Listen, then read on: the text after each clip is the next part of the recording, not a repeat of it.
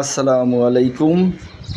মাকাম কুঞ্জ ভবনের সকল সদস্যকে গ্রিলের রঙের বাহার দেখার জন্যে অনুরোধ জানাচ্ছি।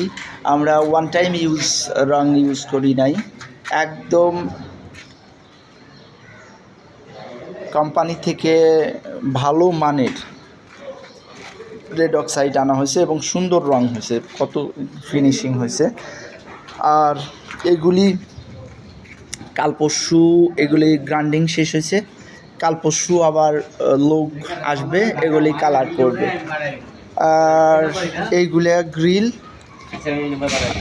গ্রিল ইয়া করতেছে আর কি, ঘষা মাজা করতেছে, গ্রাইন্ডিং করতেছে। এগুলা শেষ হয়ে গেলে পরে ওই যেই মাল আছে সামান্য পরিমাণ, এগুলি কাটা শুরু করবে।